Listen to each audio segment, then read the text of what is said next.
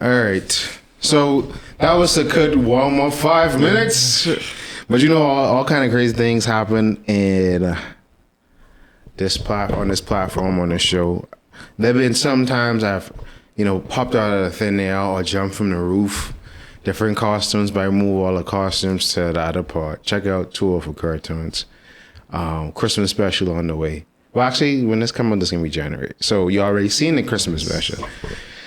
But without further ado, this is the Niggas of Nassau, Anton Alexander, Lord Jalen Willett at your service on another episode of Erryting Kool. And this is cool. Yeah, and this is where we dropped a little intro. Yeah, we don't want to do anything to scare your children. That's the last thing we want to do. We don't want to scare anybody. The tourists come over to chill on the beach,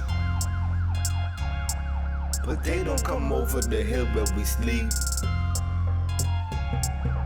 We got nightmares and they got fantasies. No sanity, it's just insanity. My mommy hoping nothing happens to me.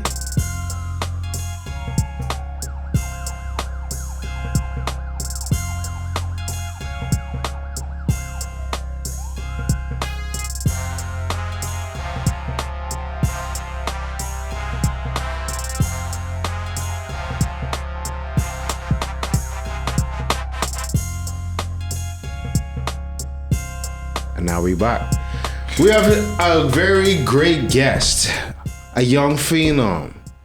They say he's you gotten the whole Sidney Poitier comparisons already. Yeah, they love doing that, boy.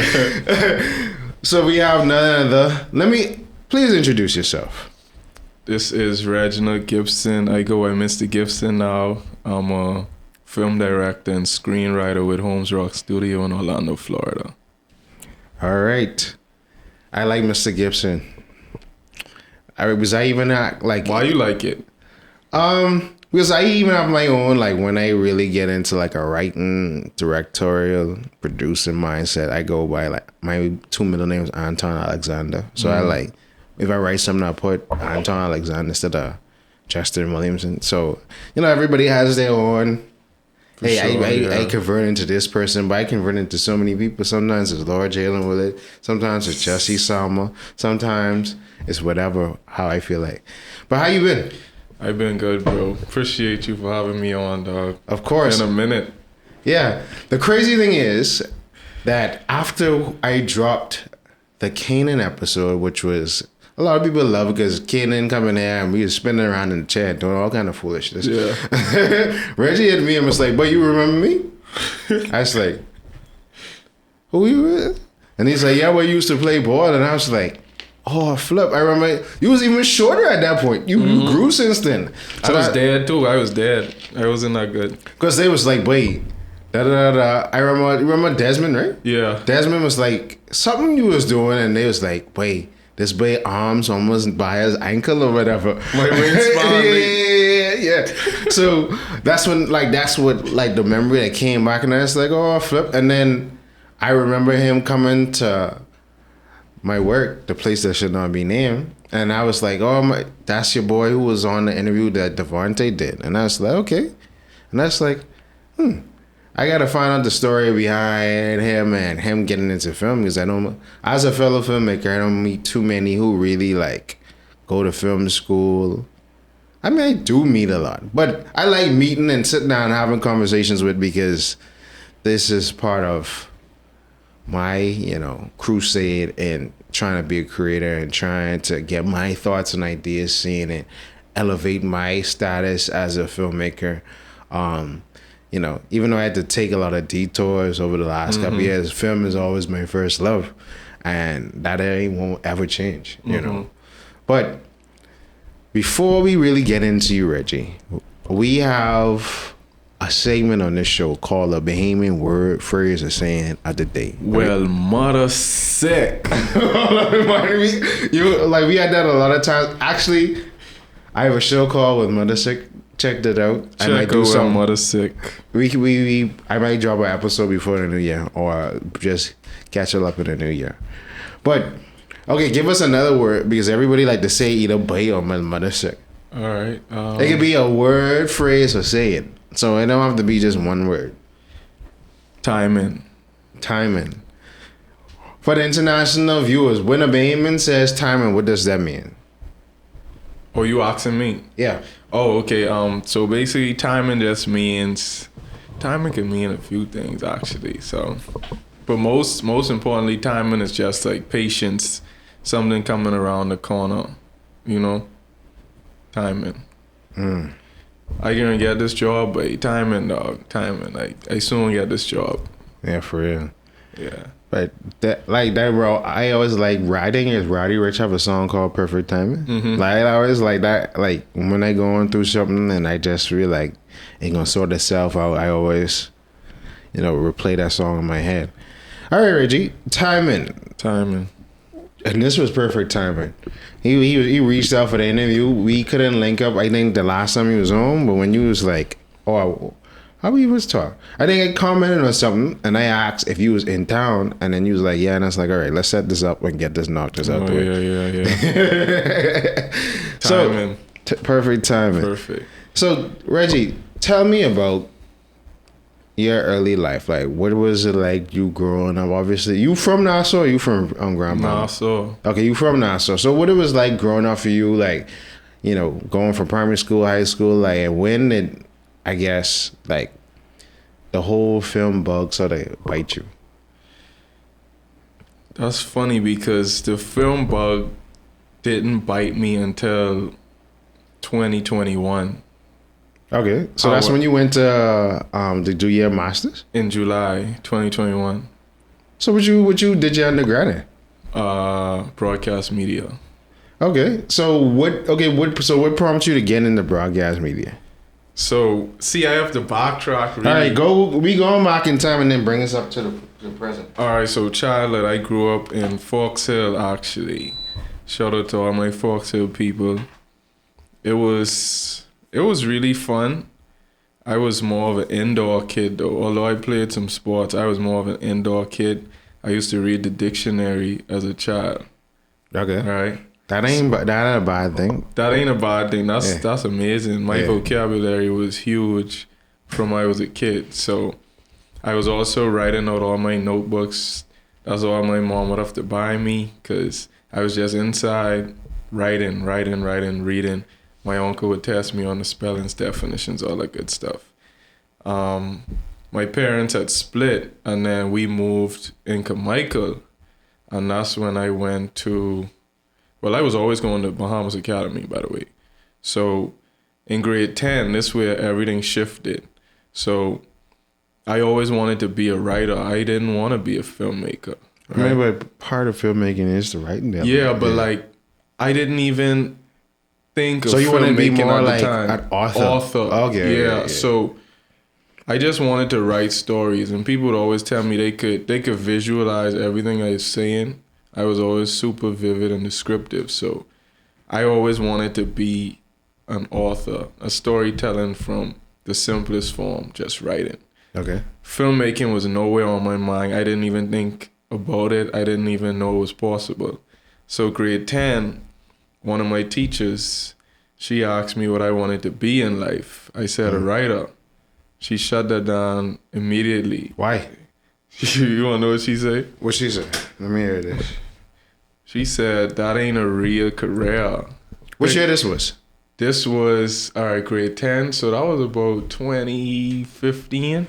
That's crazy she had that mentality. I heard that when 2009, when I was coming out of school and I was saying, yo, I really want to go into media. And everybody's like, what you going to do? You going to work for Zed? I say, yeah. Not knowing 10 years later how everything from like the social media came in and was like, no, you could learn this broadcasting, but this can apply to so many different things. The thing about it is you can't really blame them because they just don't know. They don't see the vision, you know what I mean? And you never know if the reason they projecting those doubts and fears on you is because people in their life might have projected that on them, and so that's all they might know. But that's what prompted me to really move, and I went to Anatole Rogers for the new school year. And that was a big So you leap. moved from Bahamas Academy, and the teacher at Bahamas Academy told you this. Mm-hmm. And then when you went, then you moved to Anatole. So you moved to Anatole voluntarily, or? Okay. Yeah, it was actually okay. So it was more so. One was because I wanted to further my education. I didn't want to just come out of high school and then go straight to a job.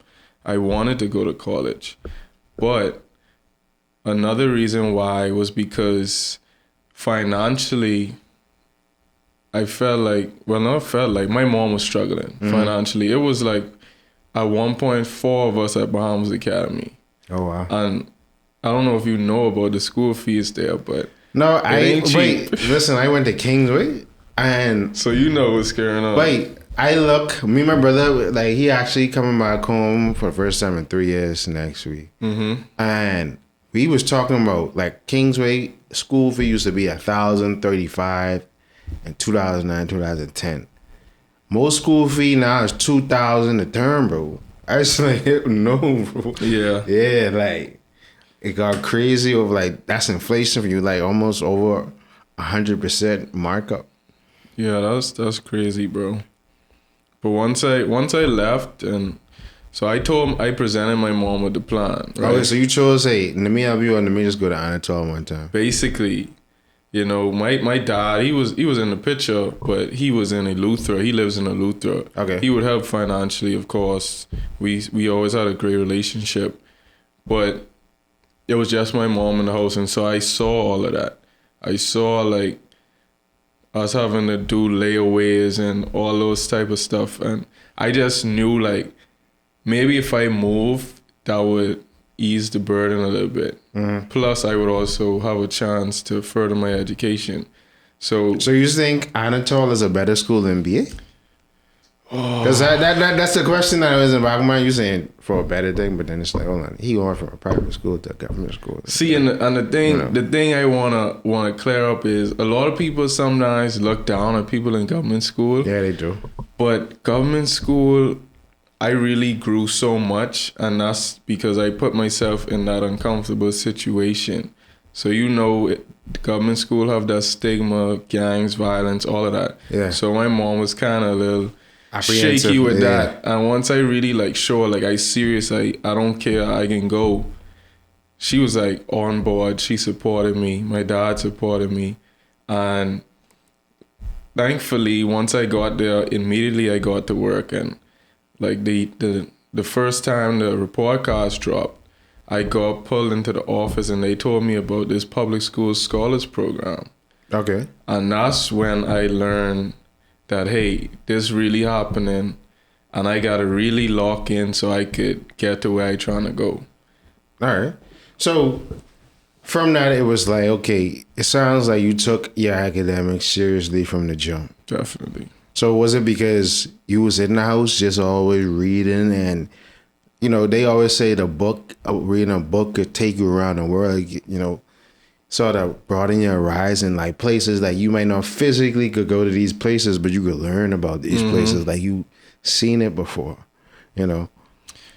Well, it was because I took it seriously, but also because my parents had a certain standard for excellence. Okay. And then I also set a super high standard for myself. And then I don't want to waste their money too. Yeah. So I was always on top of what I was supposed to do. Yeah. Because I really understood it, because we can get to the film part, because I went to art school. And I know, because I graduated from the Art Institute of Atlanta in 2015. And I know, because I wanted to go to Full Sail or SCAD, because I was even thinking about going to SCAD to go get my master's, but it was like, pay that money, bro. Yeah. I was thinking, dude, it's like, yeah, like my parents helped me pay for my undergrad, but that $200,000 just to do 2 years to be back in the $200K? Yeah, I think it was the program, like SCAD program, I think either 150, between 150 and 200. Wow.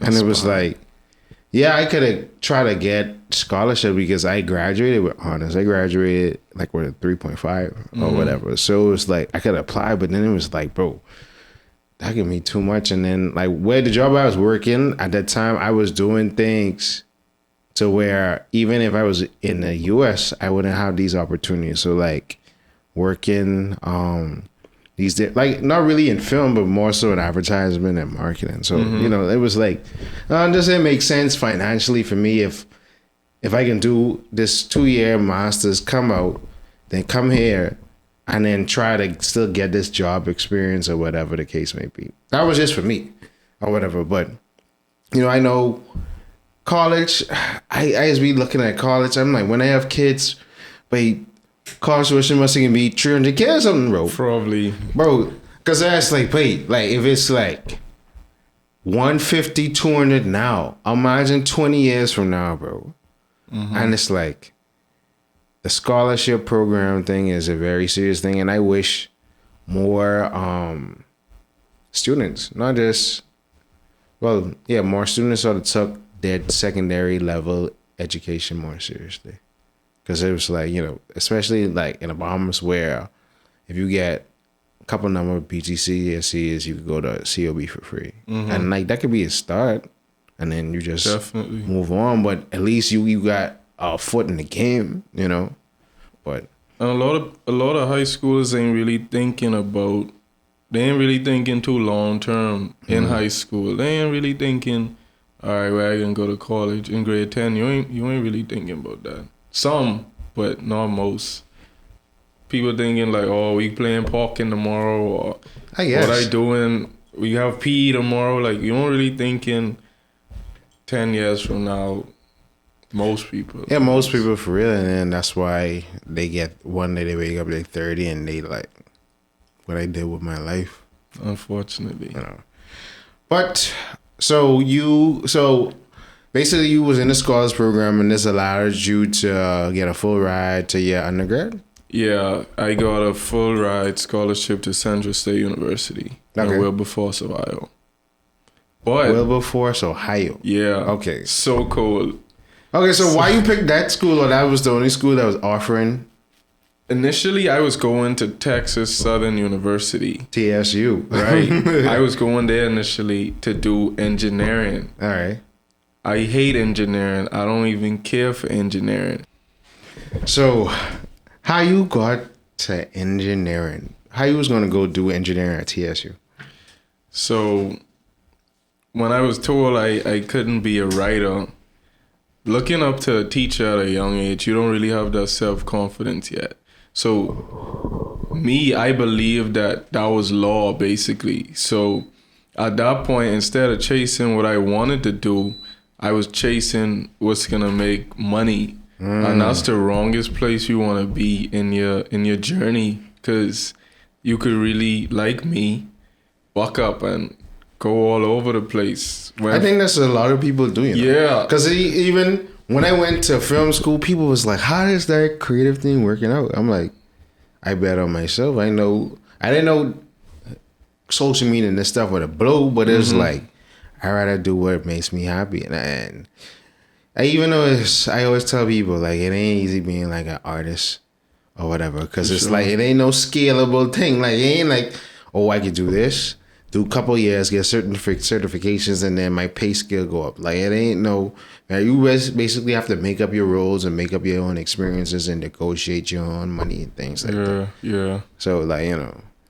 but, you know, it's still a freeing experience. So you didn't want to do, so why you didn't just do broadcast at TSU? Because, like I said, my mind was already messed up. So I went from engineering and then I went to forensic science. So I was just switching majors, but it changed. Okay, and I also didn't get to TSU anymore because they lifted the tuition last minute. And so it wasn't a full ride no more. Okay. See what I'm saying? But Central State was the full ride. So I ended up going there, and that's when I went into environmental engineering. Started doing, like, I think we had like a little bit of gen ed, physics and stuff like that. And no, that ain't for me, bro. So I switched to forensic science. And then after that, I ended up in my first year English class, and we had to write a narrative. And my professor, she read it and she emailed me back all excited. She was like, "Oh, can I please use this story as an excerpt to show the other students how to write a story and all that. And we ended up, I was like, yeah, sure.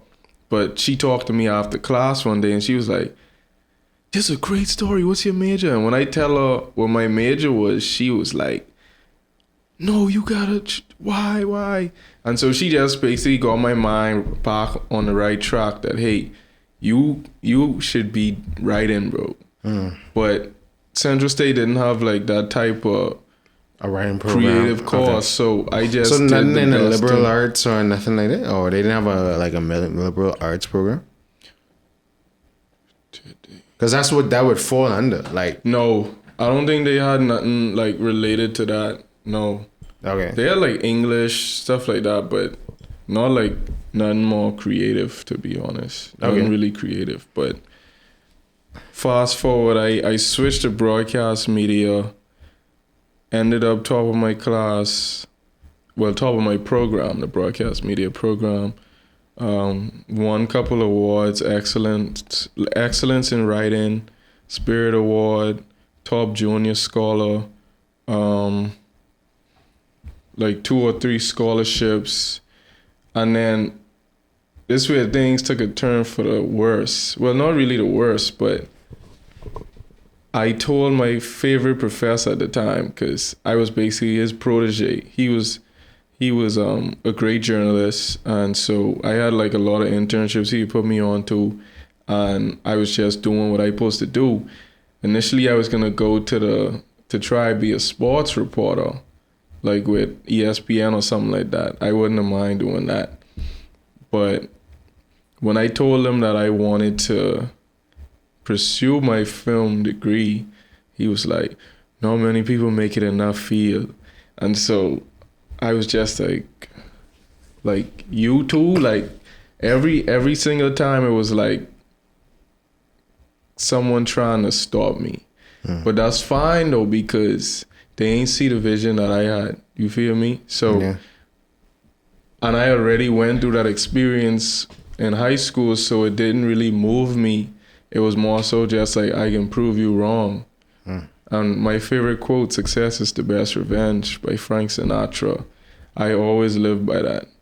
So that was pretty So, because I think what I've experienced in my life, when you do something that's non-traditional and people don't have a roadmap for it, they always say, "Hey, don't do it because we ain't want you to get broken hearted."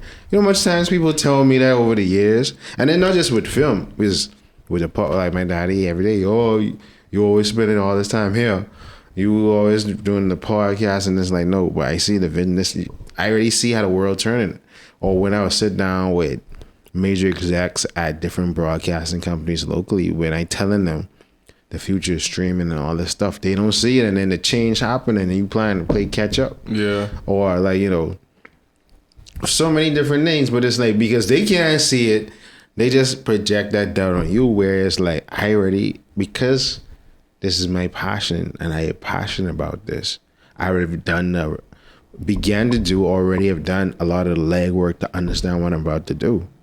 So, after a while, you just be like, I remember Jacob say, if you don't tell them your dreams, they can't shoot them down. Like, You can't. So it's like, I just keep to myself, you can just watch me every time you do something new. "Oh, well, how this can work out," and then it work out. Or how this can do, then it work out. I know how to do it.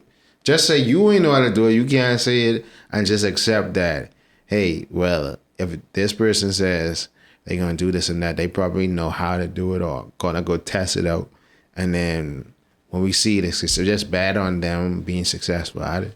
Yeah, and then another thing is, it's positives and negatives in every single thing. There's risk in everything. And you gotta be willing to take those risks if you want. Nothing good happen, nothing big happen without a risk, bro.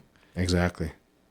We could go down the line of all like the everything big have people. a risk. You gotta take a risk if you trying to level up. And so, just take that risk.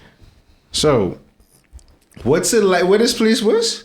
Where what? We went to do your undergrad. Wilberforce, Ohio. What's that? That's a small like hick town in the middle. A lot of of cornfields for miles. Oh wow! So you was the only Bahamian up there? Or? No, it was a good much of us. It was a lot of us. Actually. Wilberforce, Ohio. Like, is that near Canton or is it near? That's about 30 minutes from Dayton. Okay. Yeah.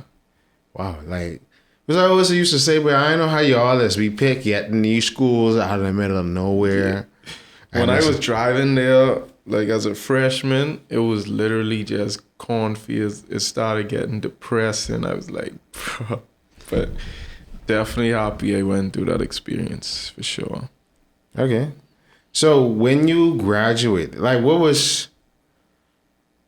So besides the academic, how did you balance the rest of your life? And was you writing during these college years too? Or the undergrad, or like what you was working on or had in your mind that you was trying to develop during that time? So at the time I didn't have film dreams. So I wasn't really writing like I used to. And then it was a lot of work. So I was more so doing my credits, the stuff that I needed for my credits, hooping a little bit because I used to have hoop dreams too. Okay. So yeah, but I wasn't really working on nothing much outside of college. Okay, so whatever happened to the ESPN opportunity? You just turned that down, or?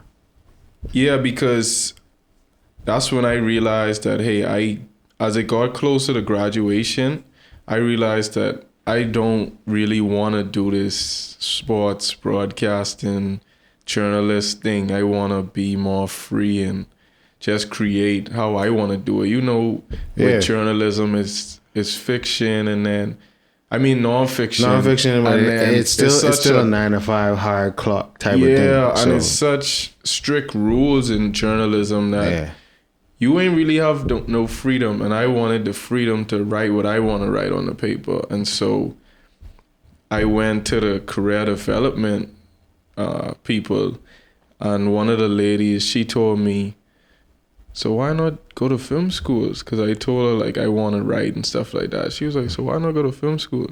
And I was like, because I wasn't even thinking like that. I didn't even believe, like, something like that was possible. So I was still a little hesitant, even though she told me. And then I have to bring up this part. I ended up talking to one of my friends, Byron, and he told me, I told him about the film opportunity. I also let him read a few pages of one of my scripts I had started to write. And he had somewhere to go, and he was late to it because he couldn't stop reading the script. And I told him about the film school stuff, and I was like, bro, but that's so expensive, $36,000 for 1 year, where I can get that from. Yeah. He said, boy, listen to me, bro. Say, you don't want to be the type who say, I should have. Oh, I wish I did. And all of that just was in my mind. And I was like, all right, you know what? God can make a way to find this money. And he did. So how the money came about? The money came about, firstly, I got 3 scholarships from Full Sail, right? And then my dad, he ended up selling a house. Like a few days before it was time to start my program. And that was just perfect timing. We going back to timing, right? That was perfect timing. And then also like my mom, my church family, just other family members and stuff. It was really a community effort, like a village, everyone trying to help out. So that's what really got me there. Because the thing about it is, what you told me earlier, you went to SCAD in 2021. This is after the pandemic. So were you already locked down, going through this whole part? When you graduated from the undergrad? May 21. Okay, so you in college. How was college, being in college during the pandemic, bro? Like, I was like, bro, I was so happy that I finished. First of all, like, I didn't even get to walk, bro. Wow. That was so heartbreaking because I just went through these 4 years of just finding myself and growing, and that's one of the biggest things you want to do. Hey, your name, walk across that stage, bro. And it was virtually, they told us to send a picture in for our picture to go like on it. Yeah. I sent my picture and they ain't even put my picture up, bro. It was just like a floating cap and it said my name underneath, and I was depressed for like 2 weeks, bro. That was a horrible experience, but it was good. So you was on campus during 2020. Mm-hmm. Okay, because I was like, wait, was I? Yeah.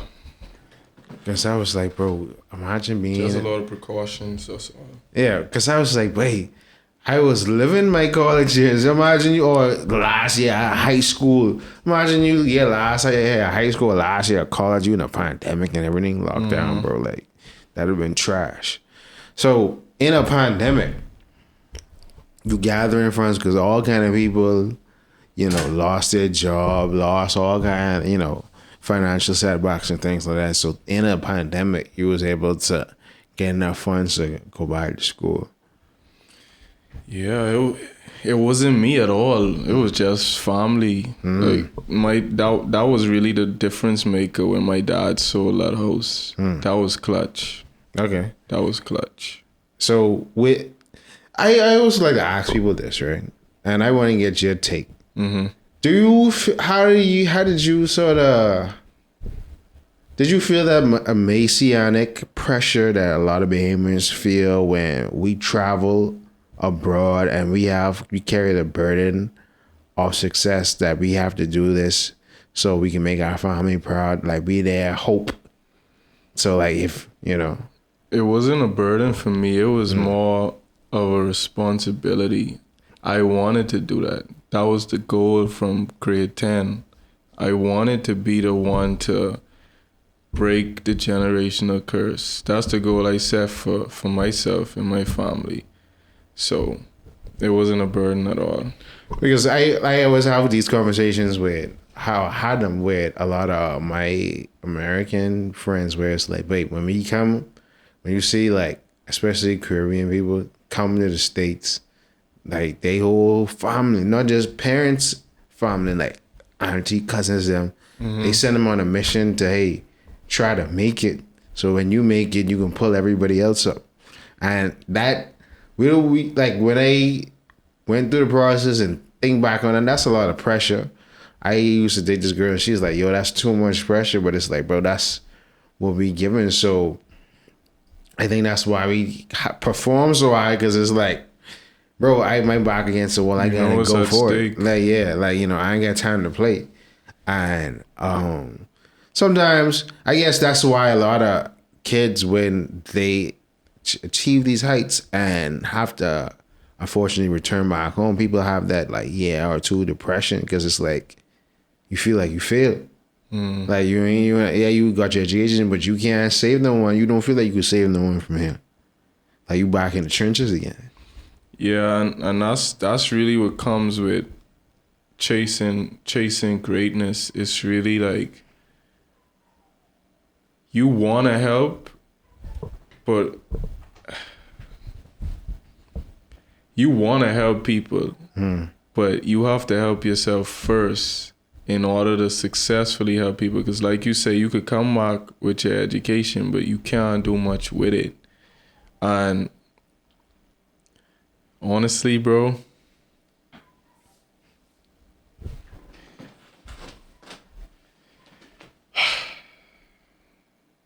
I'd be lying if I tell you I didn't forget what I was going to say. That happens sometimes. But that's what comes with chasing greatness, though. You're gonna have that feeling like everyone depending on you. And they are. But once you make it, you're gonna be able to feed people. You're gonna be able to help your family, your friends, and the community. And so that's really what's at stake for me and my big goals. Yeah. So first day on campus, this your master's exam, not master's exam. You pursuing a master's, like what's that feeling like? What's going through your head, like first day what did you expect and what the actual experience was? Let me tell you, I was terrified, but I was ready because I read some Google reviews on Full Sail. People was like, "Oh, you ain't gonna graduate, and it's so hard." They was talking about how hard the course is. This is an advanced program, so it's 12 months, right? Each month is a new course, but the course has so much information in it, sort of like a semester of work in 1 month. And so they really just drop you in the middle of the ocean and you gotta swim, right? But that type of learning is what, for me, I can't do the long semesters and stuff like that because I learn so fast that I get bored once it's time to, as it keep going. But with that 1 month at a time, the work coming at you so fast, you shooting films, 10 to 12 hour shoots, back-to-back shoots. Sometimes you only sleeping like 4 hours, maybe less. Yeah. Sometimes you up for 2 days. I've been there. You see what I'm saying? But that's what comes with it. Yeah. And they really give you real world experience because that's how you can be working once you get in that field. Yeah. You can be shooting overnight. You can be shooting in below zero weather. Sometimes you can write something in days. So all of that, I feel like it was just, it helped me prepare me for where I am now. So the course is only 1 year? 1 year. 36K, 1 year. If anybody would like to send me off to film school, I'll go tackle that document every month, like make a document.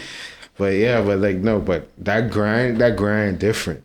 Because it's like, it's not only a physical tool, it's a mental tool, and you have to stay like so keen and focused and not miss a step. No. Or whatever, because you might get, if you make a mistake, that's a large setback and you have to work twice as hard to get back.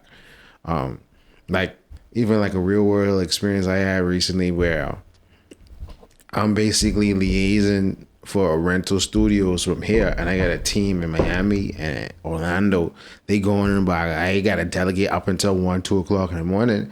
Oh, they ain't reached there yet. Let me go to them. Brrr. Hey, where y'all is? But okay, go to this location. Da, da, da, da. So it's like, you have to get in a grind. And what I realized too, from these experiences in school, sometimes you overcome things and you take it for granted. You be like, I do that. But then when you sit down and be like, but that was hard, But I made that look, it feel easy now. So like when you think about other things that before you just be like, all right, well, if I overcome this, it's going to be easy. So why I overworking my mind and be like, this is so hard to do. It's just like, let me just go through it, and I think that is some of the psychology that everybody needs to adopt. Like, it ain't hard. It's just like, okay, this is what you got to do to get here.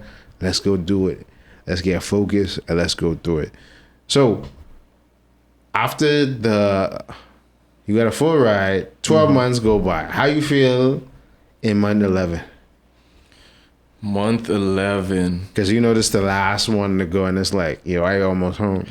Month 11 was sound, so that's where we was scoring our films, adding the sound effects, doing Foley. It was more fun coming down to the end. So it was really hard, like from like probably 3 to 6. Yeah, so once we started shooting, like planning our thesis film, that's our project, our film project we have to have at the end of the month. Once we started getting into pre-pro and then production, that's where it really got like, all right, this where the strong survive. We could see who really bought it. Because like I said, you have so much paperwork you got to do for pre-production. You got to do your budget. You got to do your own schedule. Every single thing, you got to do it by yourself. Yeah.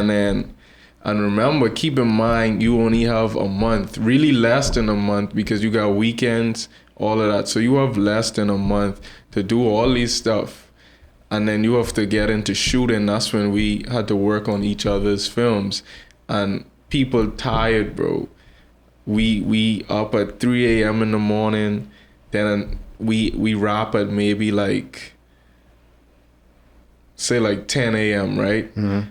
You have another classmate shoot to help with, or your own shoot by like 12 noon or 1 p.m.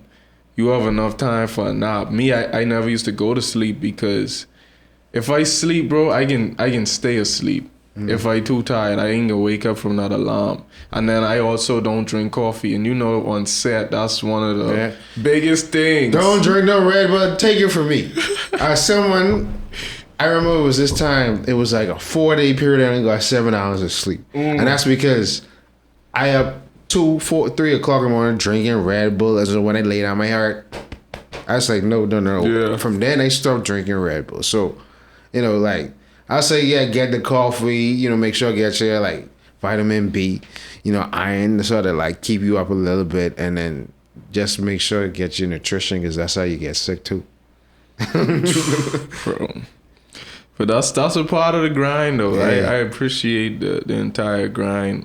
And then I just drink water on set. So people just be like, oh, you lucky.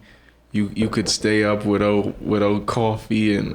But it's really the passion for what I doing that really pushes me over the edge. And when you don't have a passion for something, that's why you end up dropping it, because once you get tired and your body don't want to go no more, what you think can kick in? That passion. That fire that can have to get you over the hump. Mm-hmm. And so all I need is water.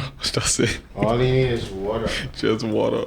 My boy is called this my gun. He said, I don't, my gun. He's called this a gun. Say, I don't leave home without my gun. So, okay. So is the thesis film like up for the general public, or? I dropping that on Christmas Day or maybe Boxing Day. All right. Or Christmas Eve. One of the two. So is this like a short film or is it a full feature? Short film. So how long is it? It's 10 minutes flat. Exactly. Okay. So based on this film, y'all basically is whether you graduate or not. Yeah, you have to bring a finished film at the end of the 12-month period. What happens if someone... Then you just have to really retake the course. You have to retake the course. Like, for example... The last month or... Yeah, whichever month you fall off. Because it's so strict. You can't miss, I think, 2 classes or you got to retake the course. Because the classes go for like 4 hours and 8-hour chunks.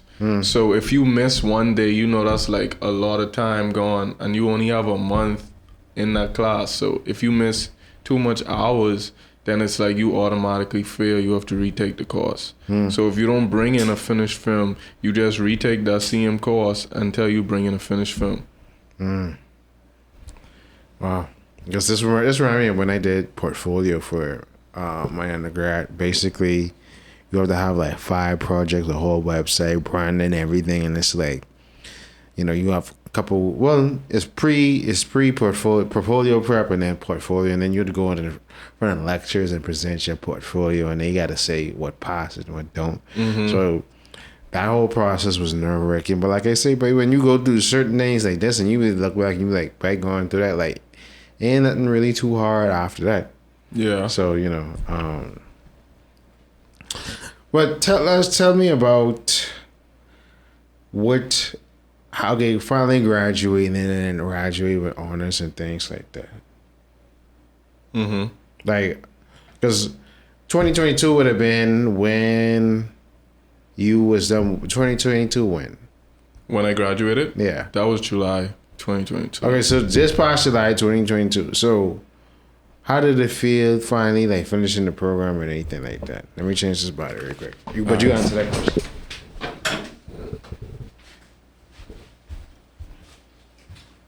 Okay.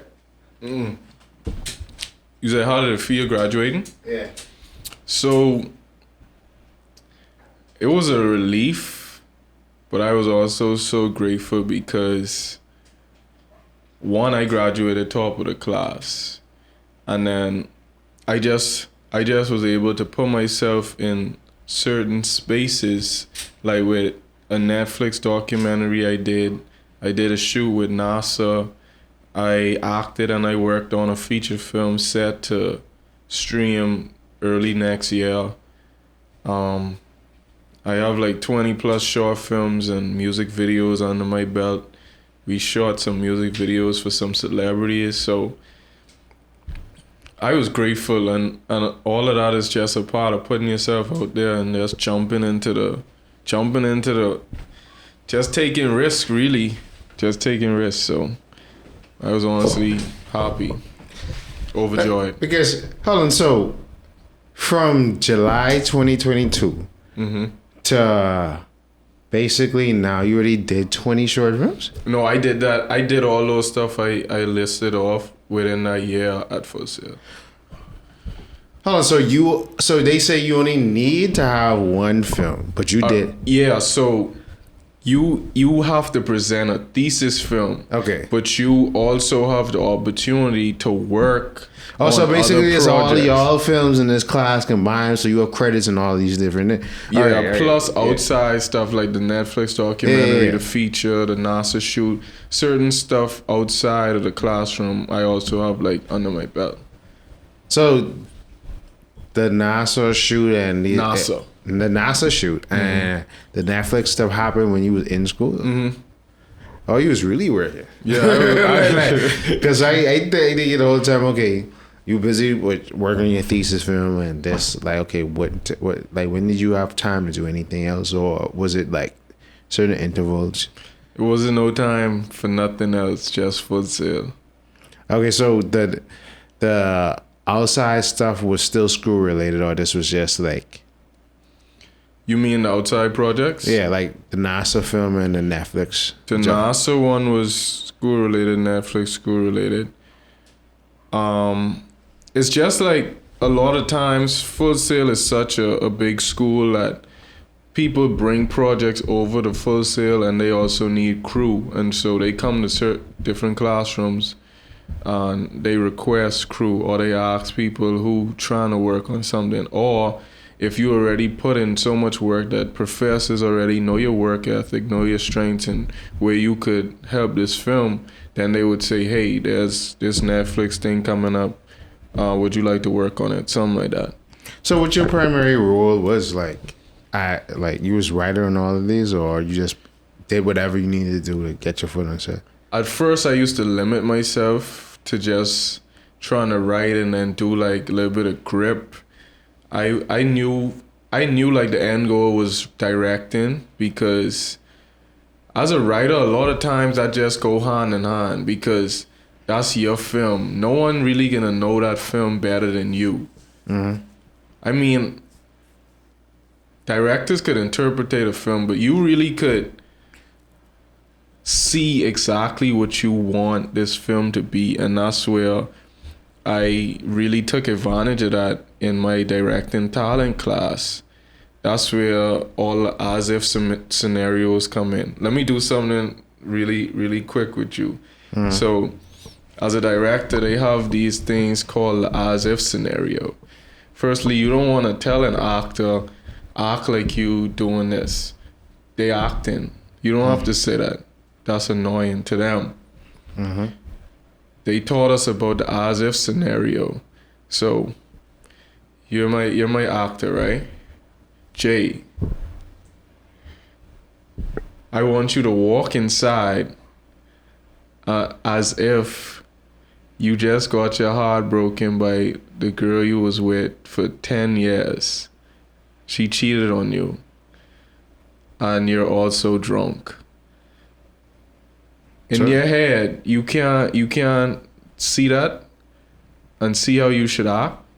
No, of course, because I already planned on it now, like being over dramatic, right? And well, depending on, because like it's different ways. I already seen like the different moves and tones. Because I could give it to you high, and that's the fun. That's where the actors could be creative and be themselves. That's what they bring to the table. You don't want to be too strict. You give them that ballpark where they could play with it, and if you like them high, you could always say, all right, let's do another take for safety. if you need them to tone it down a bit, you could say, all right, good job, but this next take, I want you to tone it down just a little bit. You mad, but you're not that upset. It feels like you kind of saw this coming. And that way the actor already know, all right, let me tone it down some. You know what I mean? So that's really where I learned directing. I fell in love with it after directing talent course. Okay. Because I remember, rest in peace, Professor Teague, Jeff Teague. Like, he's the guy who taught me how to write. He was the campaign producer on the first time Randy Spider-Man. He had a TV show called Wildfire for 4 seasons. And then I think he wrote on Star Trek too. And he always used to say, like, okay, when you're a writer, you're either going to produce it or you're going to direct it. Obviously, if you write, the director, like, you could be a writer where you give it to the director, you expecting them to put your imprint and shift around certain things, or, you know, because I pride myself on being like a writer, producer, editor, and I like editing because that's the final rewrite of a story.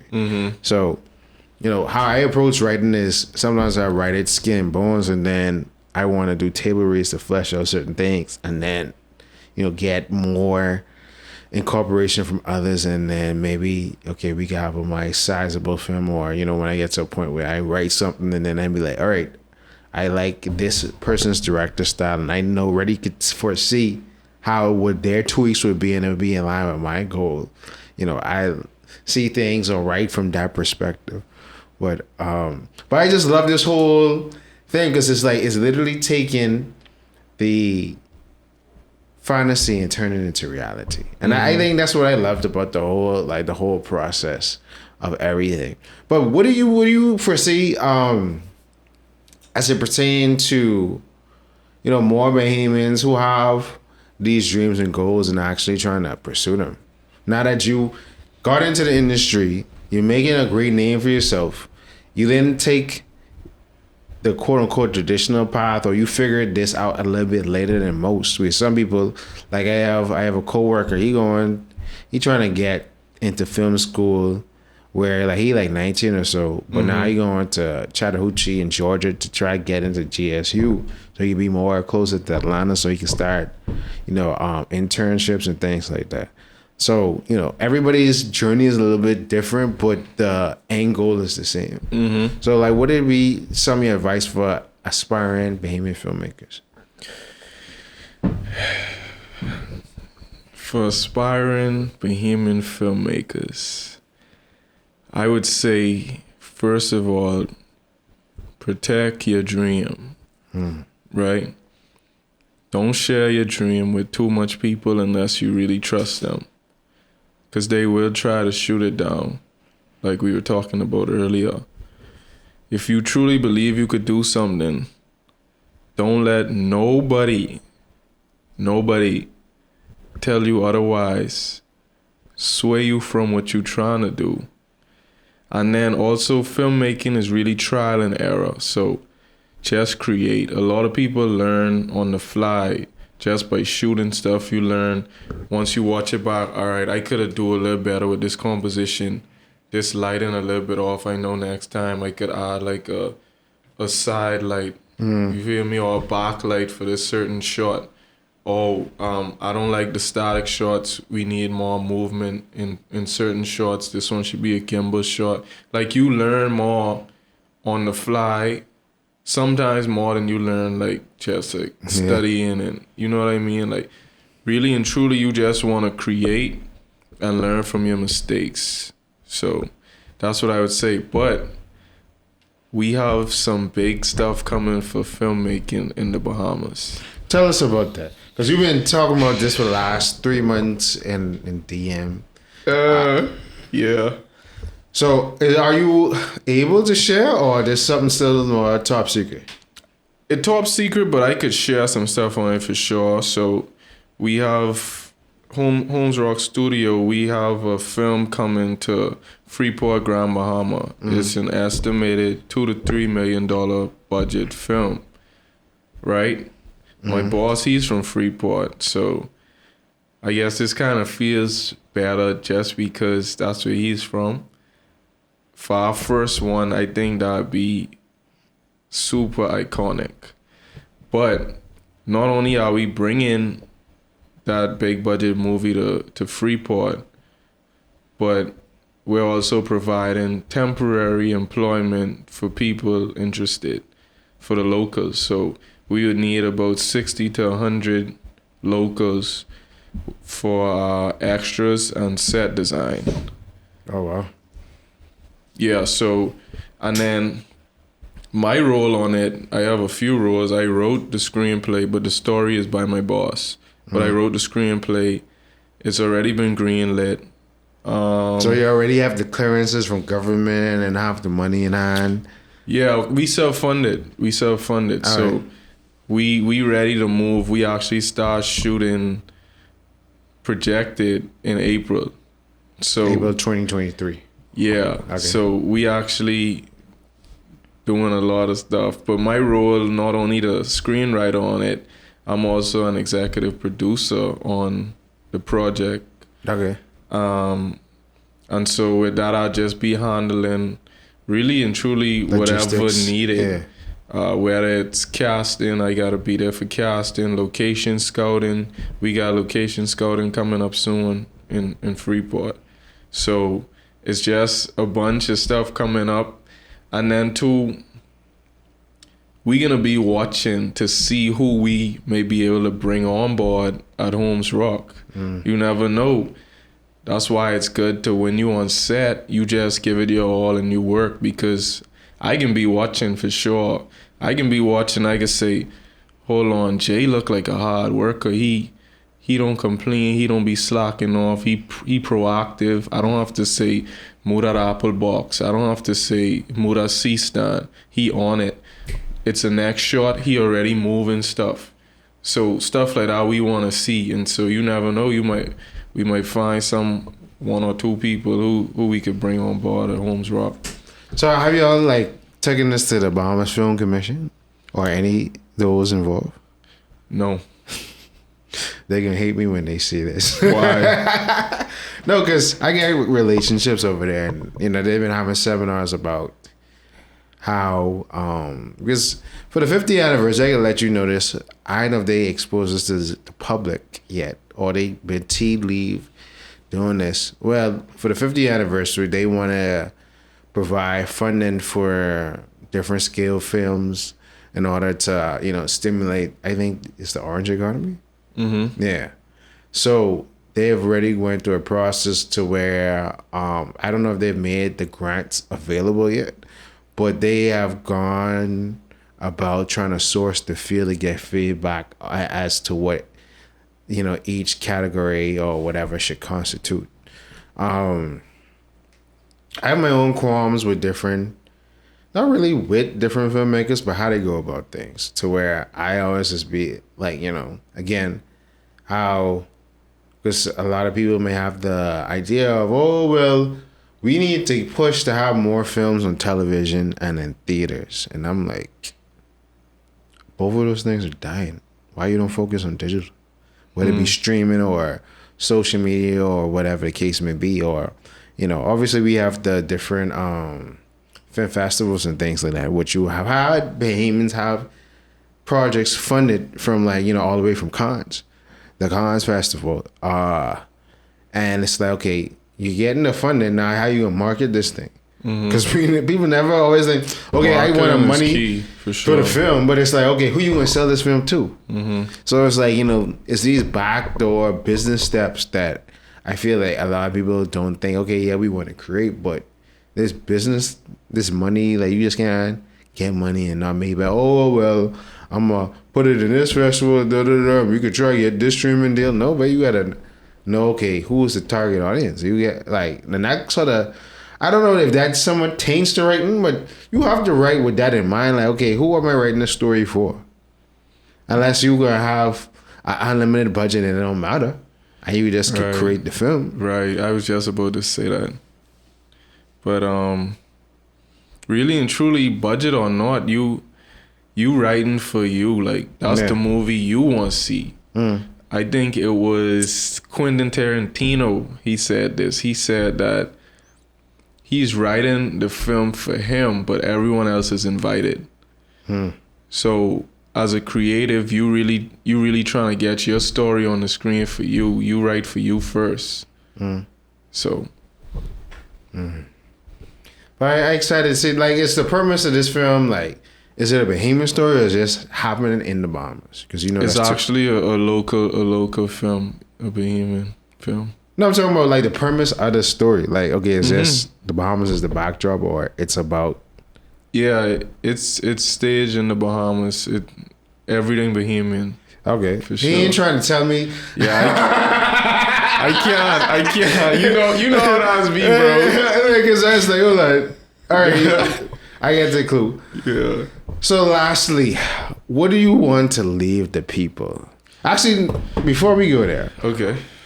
As a writer, what do you prefer? Do you prefer film or television? Because there's been a debate on how they're making TV like film, and now it's like we have like 10-hour movies versus 2 hours. Because I give you 45 minutes for each episode or whatever, and then each episode I'm gonna start along as a film, but you have more time to world build and flesh out characters and things like that. I'm definitely. I really enjoy films, but I feel like TV right now is in such a good place. It has viewers in a chokehold, basically. Like, if we look at some like Squid Game, you saw the record-breaking watching time for that. Yeah. As well as the Jeffrey Dahmer thing. Jeffrey Dahmer. I ain't watched that yet, but I saw it. How was that?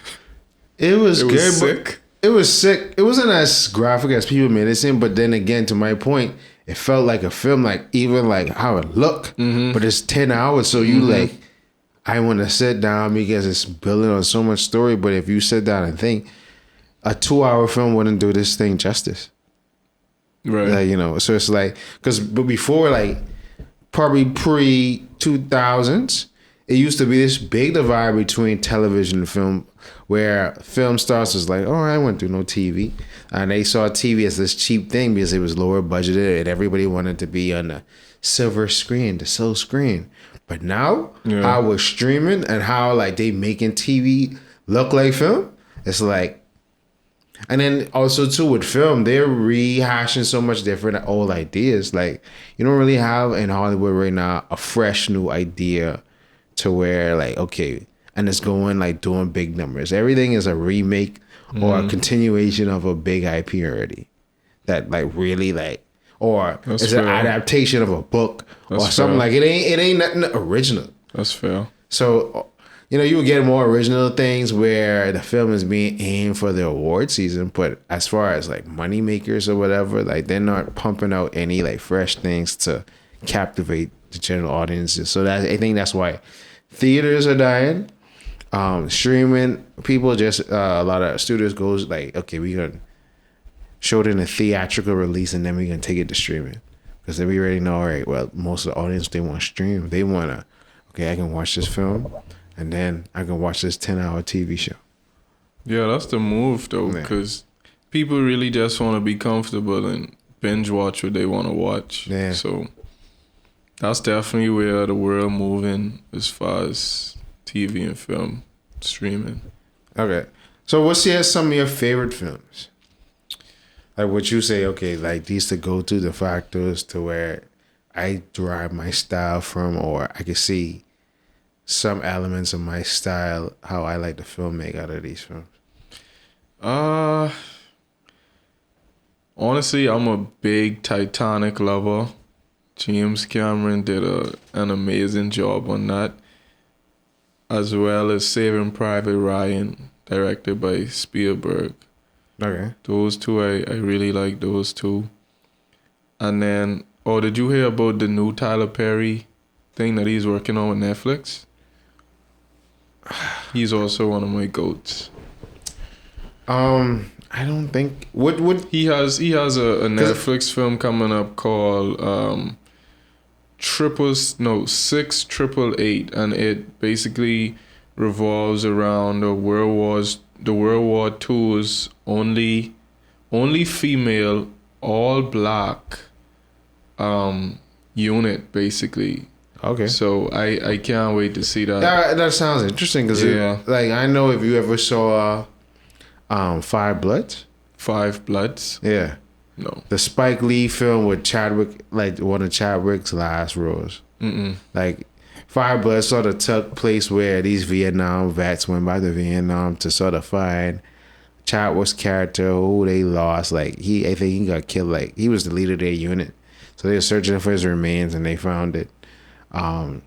You know, and it's a whole adventure with flashbacks and different things like that. That sort of remind me, like that, based on that description, sort of remind me of that film. But, you know, I like that Tyler, I think, because in Atlanta back then, it was like, yo, we don't respect Tyler Perry. Like, you know, he make trash. Like, I had professors in it. He get a bad rap, I know. Yeah, but people didn't say the angle because what he was trying to do is it was a quantity over quality to build his studio, and now, okay, I get my own studio now. I can put out the quality that people think I can't do. You know, if that makes sense. What's your favorite film from him? If you have one.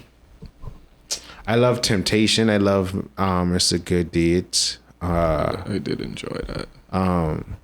Did he do which not Fall from Grace? You watched that one? I didn't think I watched that one. I watched the one with no, it wasn't Temptation. It was the other one with not Cookie from not Power, from Empire. I forget what her name is. With the story where homegirl try to kill your boy because he caused That ain't the one when the dude was in the wheelchair and he was in the bathtub. No. This the one I keep on. Not Angela. I keep on forgetting what her name is. But it's the story where basically this dude, he was developing this tech, and he was a bum. Like his whole family, like the I forget what her name is. But hold on, let me search up, bro. Like Cookie Lion.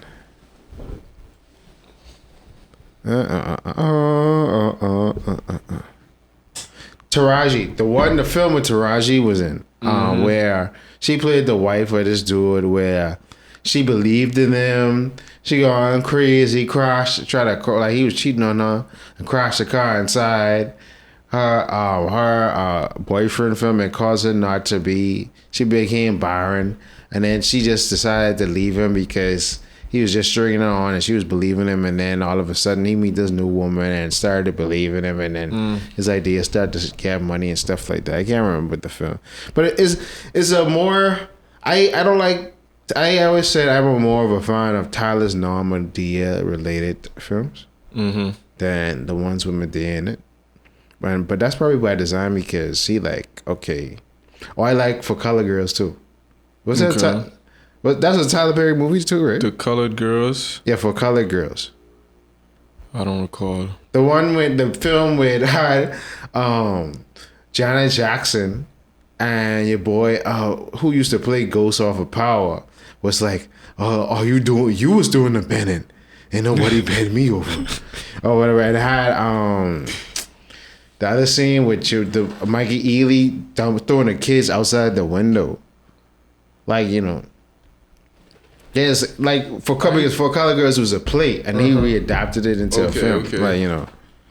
So like like them three, like four were like some of my favorites. I haven't seen any others recently.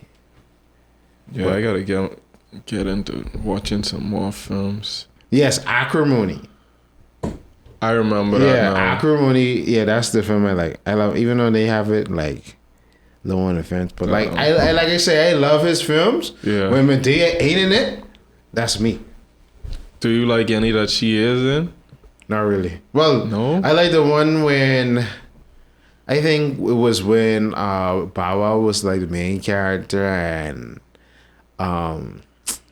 what her name is? Tiana Taylor was like his girl Byron. Like, you know. Yeah, but it's like the ones I really more so remember, and sometimes I conflate into one. It's like, okay, Diary of my Black Woman. and I can't remember none after that. Obviously, I like the TV shows, Meet the Browns and House of Pain. Yeah, I respect his work a lot. Yeah, but I respect Tyler more as a businessman because it's like, bro, he's like, all right, yeah, the industry ain't me. Spike them was saying, oh, whatever. But I did build a studio and I named different sound stages after them. So all they can do is respect me and shake my hand. Like, yeah, we might disagree on what we feel like our people need, but again, going back to that whole topic, you ain't seeing what I see or where I trying to go to. So I hear your criticism, but you will understand in the long run. I think more people understand now than they did 10, 15 years ago. Like, oh, that's what he was building. Yeah, Hollywood was giving them a bag to make these chitlin circuit films. But all this money is piling up so I can do my own thing. And he's self-funded, so exactly. You can't do anything about it. So exactly, you have to respect it. Yeah. Like, you know. So everybody like, oh, okay.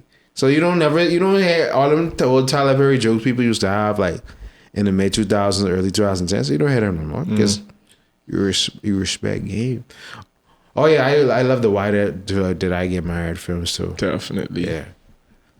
Definitely, and they came into the Bahamas to shoot those. Yeah. So you know, like he actually takes 2 weeks in the Bahamas and 2 weeks, I think somewhere in middle America to where he sits down, gets away everything and writes.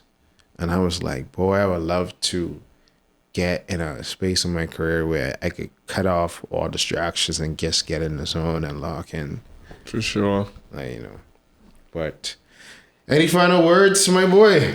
Yeah, for the people not even just interested in film, but just people in high schools and stuff, I'm gonna be going to different high schools, just going in so they could see someone who's not much older than them doing something big, and that way they could get that motivation that they could do the same thing. You know what I mean?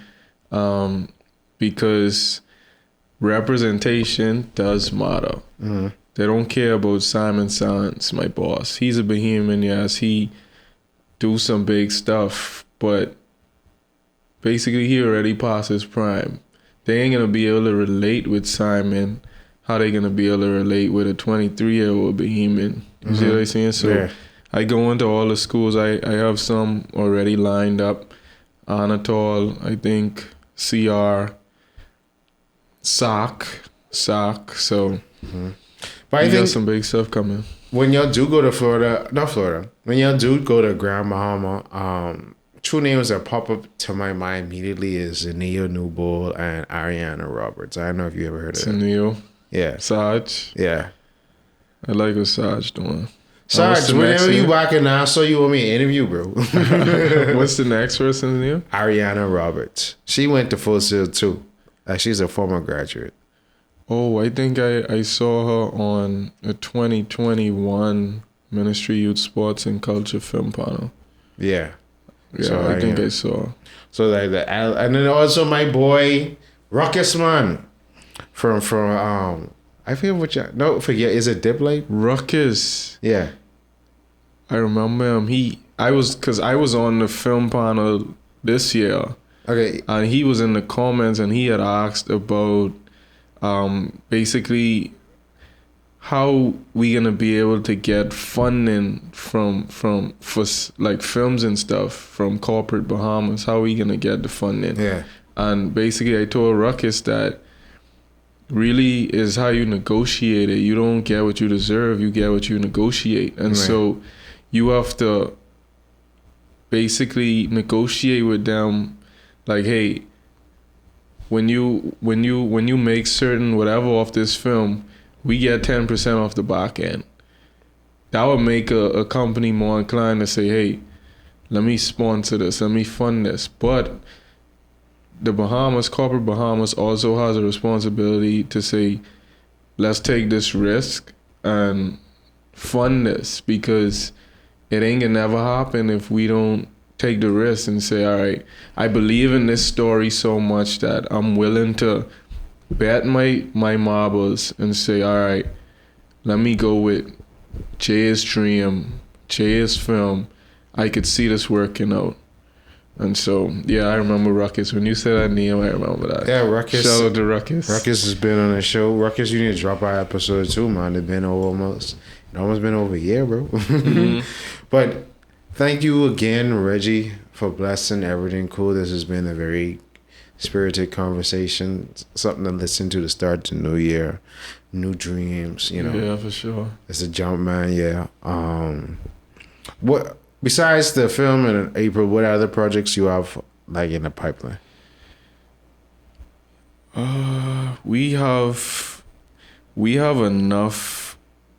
We have enough films to last us coming for a few years. All right, that's good. So okay. He ain't gonna tell me, so yeah, that's all right. But just know that this ain't something that that's a one-off we just thing. gonna shoot and then just disappear. We can be making movies, and as time progresses, you'll see more and more Bahamians start to really flourish and believe, and maybe even work with us. So we got a lot of projects coming.